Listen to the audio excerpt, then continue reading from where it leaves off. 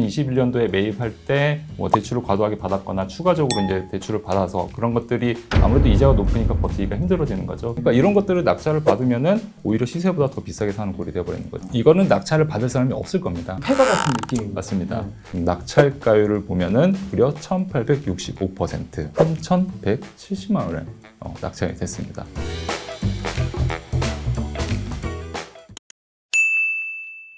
네, 안녕하세요. 브릿지 조성준입니다. 저희 오늘 항상 경매를 통해서 시장을 들여다봐 주시는 이주연 지지옥션 연구원님 모시고 이야기 나눠보도록 하겠습니다. 연구원님 안녕하십니까? 네, 안녕하세요. 저번 편이었죠. 저번 편에 이제 경매가 지금 늘어나고 있다. 유찰이 계속되고 신규 경매권은 들어오기 때문에 다음 달에도 많이 늘어나 있을 것이다. 이렇게 연구원님께서 말씀을 해주셨는데 사실대로 그렇게 된 것 같습니다. 지금 현재 경매 시장 어떤지 먼저 짚어주시겠습니까? 일단 전국 전체 용도 진행 건수가 지금 16,000건을 넘어섰거든요. 정확하게는 뭐 1월 기준으로 16,642건인데 이게 뭐 2014년 7월 달에는 17,000건이었어요. 그러니까 이제 그때 이후로 최다 건수를 기록하고 있다. 저희가 아마 이 영상 나가는 날이 2월 29일 마지막 날일 거거든요. 2월 기준까지 보면은 이것보다 더 늘어났을 수도 있겠네요. 충분히 앞으로도 더 늘어날 거라고 보고 있기 때문에 늘어나 있을 겁니다. 네. 어떤 수준에서 나오고 있는지 그리고 또 이렇게 늘어나는 이유가 더 뭔지 한 번 더 짚어주시기 바라겠습니다. 근본적인 원인은 뭐 부동산 경매 침체와 더불어서 고금리가 이어지고 있기 때문에 이렇게 계속 이제 경매 물건이 늘어나고 있는데요. 중요한 거는 다른 수치를 봐도 약간 좀 차이가 있습니다. 그 낙찰률 전체 용도 기준이에요. 낙찰률이 지금 25.1%고 낙찰가율은 68.9%거든요. 근데 이전에 그 최다 진행 건수를 기록했던 2014년 7월만 해도 그 낙찰률이 36.3%였고 낙찰가율이 69.4%였습니다. 그러니까 오히려 진행 건수가 점점 늘어나고 있는데 낙찰률은 더 낮아져요. 그리고 낙찰가율도 많이 낮아지고 있고요. 뭐 이제 신규로 유입되는 경매 건수가 많이 늘어나고 있는 상황에서도 계속 유찰되는 건수가 많이 늘어나고 있고 낙찰되는 건을 보면은 사람들이 보수적으로 접근하다 보니까 가격도 내려가고 있고 전반적으로 그런 상황입니다. 사실 2014년이 지금이랑 다른 게 전세 사기가 사회적 현상이 되지는 않았었던 시기거든요. 빠른 속도로 증가를 하는 이유가 그런 요인도 있긴 하겠죠. 여러 가지 이제 전세 사기 관련된 이슈도 이제 터져서 그 좀 더 이제 가속화를 하고 있는 것 같고요.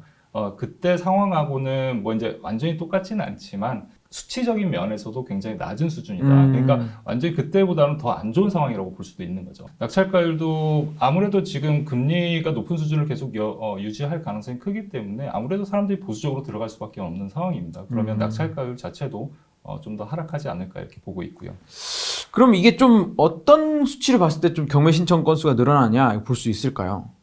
지금 법원 등기 정보 광장이라는 그 통계 사이트가 있거든요. 그쪽 가면은 좀 여러 가지 뭐 등기 신청 건수나 이런 것들을 확인할 수가 있는데 지금 경매 건수가 급증하고 있는 것도 거기서도 확인을 할 수가 있습니다. 일단 임의 경매 건수는 1월만 해도 12,000건을 넘어섰고요. 근데 10월에 비하면 무려 이제 4,000건 이상이 증가를 했습니다.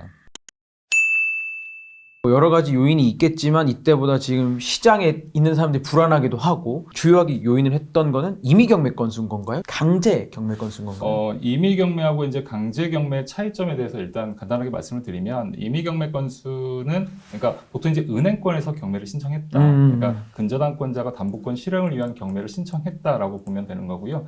강제 경매는 어떤 개인 채권자가 판결을 받아서 경매를 신청했다라고 보시면 되는데 이렇게 임의 경매 건수나 강제 경매 건수가 전반적으로 다 늘어나고 있는 상황이거든요. 근데 임의 경매가 늘어나고 있다는 것은 아무래도 금리하고 영향이 굉장히 관련이 깊습니다. 2021년도에 매입할 때 뭐 대출을 과도하게 받았거나 추가적으로 이제 대출을 받아서 그런 것들이 아무래도 이자가 높으니까 버티기가 힘들어지는 거죠. 그런 것들이 경매 시장으로 많이 넘어오고 있다 볼 수가 있고요.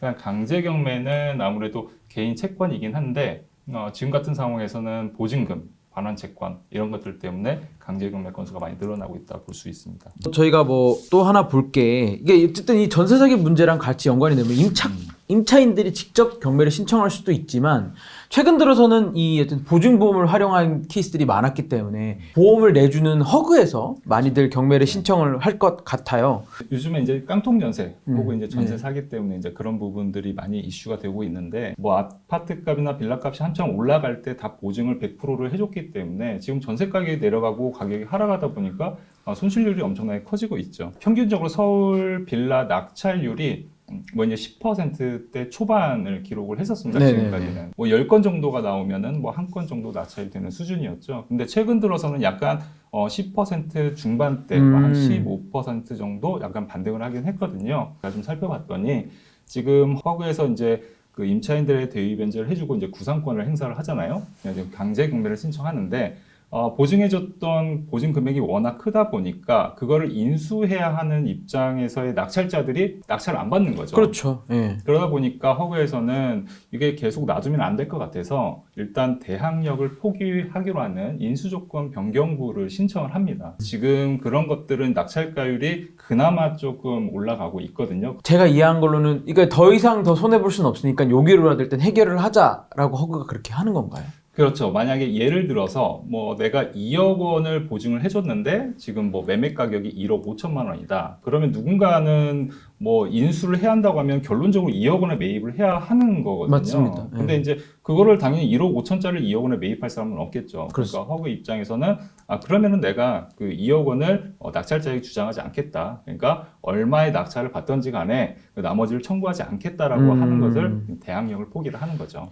2억 보증이란 걸 잘 보고 들어가야 되는데 사실 이 대항력을 포기한다. 그렇기 때문에 1억 5천에 집을 사면 1억 5천 그대로 내가 받을 수 있다. 그렇죠. 그 가치를 누릴 수 있다라고 보일 것 같은데 이게 실제로는 그렇지 않을 수도 있다. 이렇게 말씀을 해주셨습니다. 어떤 부분일까요? 이게 지금 허그에서 이제 보증을 해준 금액이, 그러니까 보증금이 총 4억 원으로 나와 있잖아요. 근데 감정 가격이 2억 3,500만 원이거든요. 그러니까 지금 현재 감정가 자체가 낮은 수준은 아닐 거예요. 시세 대비 높은 수준일 건데, 지금 그때 당시 2022년도에 전입신고를 했거든요. 세입자가. 그러면은 그때 보증금 4억 원에 지금 들어갔다는 뜻입니다. 그러면 누군가가 이거를 낙찰을 받으면은 결론은 4억 주고 사야 하는 거죠. 그러니까 이런 물건들은 조심하셔야 돼요. 근데 이 사건은 지금 주택도시보증공사에서 지금 대항력 포기를 안 한 사건이거든요. 그러니까 이런 것들을 낙찰을 받으면은 오히려 시세보다 더 비싸게 사는 꼴이 되어버리는 거예요. 굉장히 조심해야 하는 건데 이런 상황들이 너무 많다 보니까 지금 허그에서는 내가 대항력 포기하겠다. 근데 이 건은 지금 포기한 게 아니에요. 근데 지금 어쨌든 요거는 내일 진행이 새로 되는 그렇죠. 건데 네.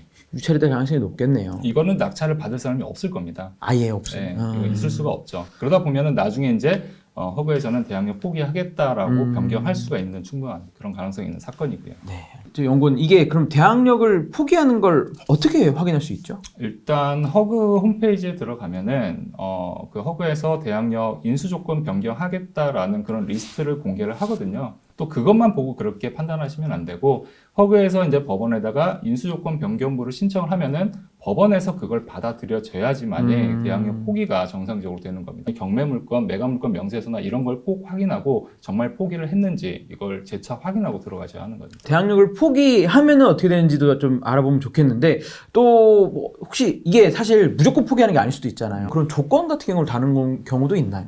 조건을 다는 경우도 간혹 있는데요. 어떤 조건이냐면 감정가 대비 60% 이상의 낙찰될 때 대항력을 포기하겠다라는 조건을 다는 경우도 있습니다. 그러니까 매각물건 명세서를 지금 같이 보시면은 네. 이런 내용을 확인하시면 되는데요.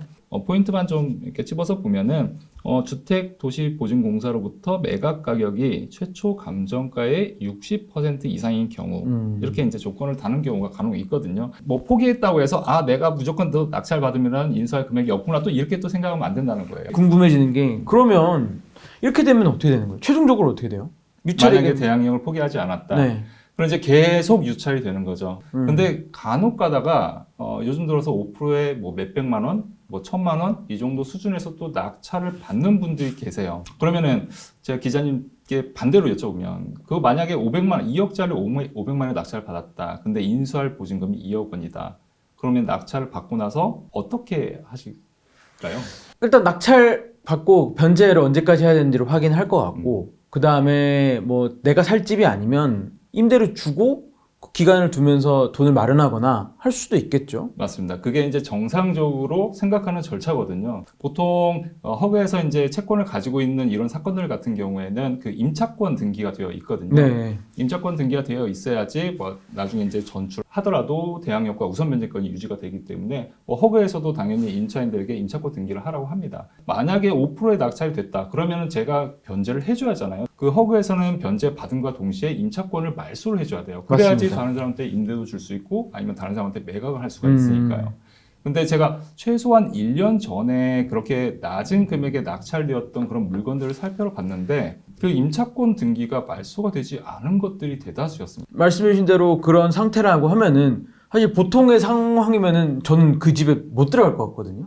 이런 채권들을 뭐 이제 허그에서 어떻게 회수를 하고 있는지 이런 것도 좀 우리가 살펴봐야 할 부분이기도 합니다. 지금 보증금을 반환을 받지 못한 채권자는 어떤 액션을 취하고 있는지가 일단 1순위고요. 어떤 액션을 취하지 않는다면 그것도 문제이지만 또 그걸 이용해서 다른 사람에게 또 재임대를 놓을 수가 있는 상황이 충분히 있거든요. 그러면 허그가 어떻게 대처할 수 있는 방법이 없나요? 일단 경매 신청을 또 할 수는 있거든요. 새로 낙찰자 집주인이 됐으니까 그 사람을 상대로 다시 경매 신청을 할 수는 있습니다. 허그 입장에서는 다시 보증금 회수하는 게 상당히 길어지고 복잡해질 수밖에 없어요. 결국 그에 따르는 사회적 비용이 추가로 더 들어갈 거고 그게 쌓이다 보면은 결국은 허그가 포기하게 되는 일이 생기겠네요. 그것도 손실로 이어질 수가 있는 부분이 있죠. 허그 그 부분은 저희가 한번 유심히 좀 봐야 할 것 같습니다. 네.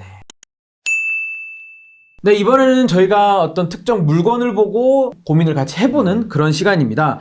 오늘 좀 재밌는 물건도 가지고 와주셨다고 했는데 네. 설명 부탁드리겠습니다. 얼마 전에 낙찰이 된 사건이기도 한데요. 이게 소재지가 제주도에 있는 그 건물이었습니다. 단독주택인데 정상적인 거는 토지와 건물이 다 같이 나와야 하는 거거든요. 근데 이거는 토지는 빼고 건물만 경매로 나왔던 그런 사건입니다. 그래서 엄청 감정가 자체도 쌌습니다. 감정가를 보시면 169만 9,200원이었습니다. 감정가가 170만 원이었다라고 하면 건물 자체가 굉장히 경제적인 가치가 그렇게 큰 건물은 아니겠죠. 사진을 보시면 아시겠지만 시골에 뭐죠? 있는 약간 그런 폐가 같은 느낌입니다. 맞습니다. 그런데 이게 이제 170만 원 정도의 감정이 잡혀서 나왔는데 무려 이제 25명이나 입찰에 참여를 했고요. 낙찰가율을 보면은 무려 1,865%, 3,170만 원에 낙찰이 됐습니다. 이게 낙찰가율이 너무 높고 그 다음에 170만 원짜리 건물을 왜 3천만 원에 낙찰을 받았을까? 어떻게 보면 참 활용할 수 있는 것들이 또 있다. 그렇기 때문에 사람들이 이렇게 낙찰을 받았겠구나. 그래서 이제 그 요인들을 한번 분석을 해보려고 한번 살펴봤던 그런 물건이기도 합니다. 약간 팁을 좀 알려드리면은요. 이거는 이제 건물만 나왔기 때문에 누군가 이제 내가 건물을 낙찰을 받으면은 일단은 건물을 사용할 수 있는지 없는지에 대해서 판단을 좀 해봐야겠죠. 근데 그러려면 이제 법정지상권이라는 공부가 좀 필요하긴 한데 일단 법정지상권은 뭐 이제 토지하고 건물 소유자가 같았다가 뭐 달라졌을 때 계속 이제 사용할 수 있는 건물을 사용할 수 있는 지상권, 일종의 지상권이라고 보시면 됩니다. 근데 이 물건 같은 경우는 그런 법정지상권이 성립될 가능성이 크기 때문에 사람들이 이렇게 25명이나 입찰에 참여한 것으로 보이고요. 그러면은 이것들을 과연 낙찰을 받아서 뭘로 활용을 할지 입지는 어떤지 한번 분석을 좀 해봐야겠죠. 네. 어떤가요? 좋네요. 여기 완전 놀러 가기 좋은.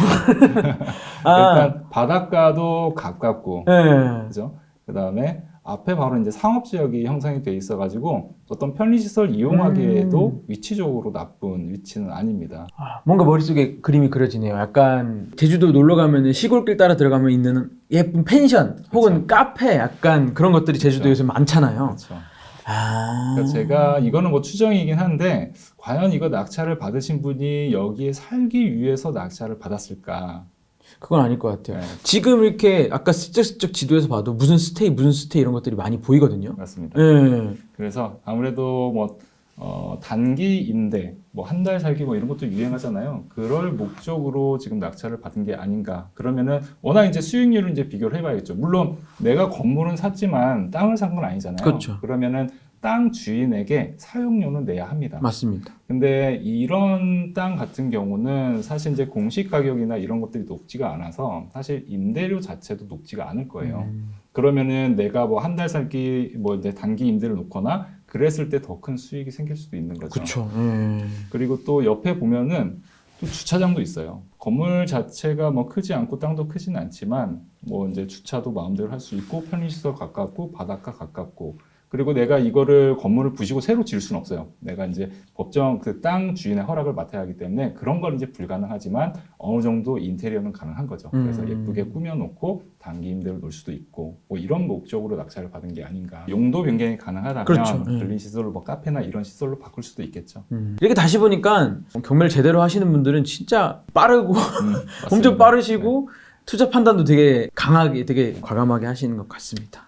네, 저희가 오늘은 전세 사기, 깡통 전세 그리고 허그의 변제 문제까지도 한번 짚어봤고요. 네, 마지막으로 조금 재밌는 케이스, 앞으로 좀 제주도 가면 또 새롭게 찾아볼 수도 있지 않을 그런 케이스까지도 한번 살펴봤습니다. 네, 저희가 다음에도 정확한 정보, 또 빠른 정보 전달해 드리도록 하겠습니다. 네, 브릿지였습니다. 감사합니다.